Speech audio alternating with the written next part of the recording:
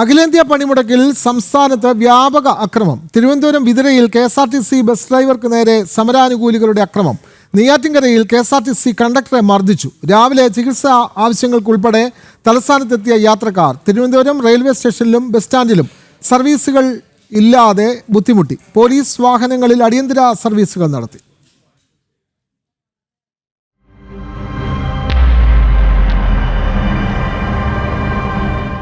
നെയ്യാറ്റിൻകര ഡിപ്പോയിൽ നിന്ന് പൊന്മുടിയിലേക്ക് പോയ KSRTC ബസ്സിലെ കണ്ടക്ടർ ഷിബുവിനെയാണ് കാട്ടാക്കട KSRTC ഡിപ്പോയിൽ വെച്ച് സമരാനുകൂലികൾ മർദ്ദിച്ചത്. ഷിബു നിലവിൽ കാട്ടാക്കട ഗവൺമെന്റ് ആശുപത്രിയിൽ ചികിത്സ തേടി. വിതുരയിലും KSRTC ഡ്രൈവർക്ക് മർദ്ദനമേറ്റു.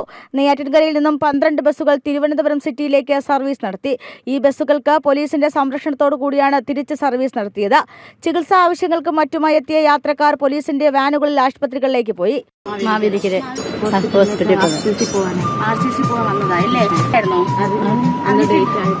ഡേറ്റ് എടുത്തതുകൊണ്ട് ഇല്ല, എടുക്കുന്നില്ല. ഇല്ല, അവിടുന്ന് കുഴപ്പമില്ല. ഇവിടെ വന്നപ്പോ വണ്ടികളില്ല. ബുദ്ധിമുട്ടെന്ന് പറയാനില്ലല്ലോ, ഇങ്ങനൊരു സൗകര്യം. തമിഴ്നാട്ടിൽ നിന്ന് വന്ന KSRTC ബസ്സുകൾ പാറശാല പോസ്റ്റ് ഓഫീസിന് സമീപം വെച്ച് സമരാനുകൂലികൾ തടയുകയും തിരിച്ചയക്കുകയും ചെയ്തു. രാവിലെ യാത്രക്കാരും സമരക്കാരും തമ്മിൽ തമ്പാനൂർ ബസ് സ്റ്റേഷനിൽ വെച്ച് വാക്കുതർക്കമുണ്ടായി. സർക്കാർ ജീവനക്കാർ ഉൾപ്പെടെ പോലീസ് വാഹനങ്ങളും സേവാഭാരതിയുടെ വാഹനങ്ങളെ ആശ്രയിച്ചാണ് ജോലിസ്ഥലത്തെത്തിയത്. ജനം, തിരുവനന്തപുരം.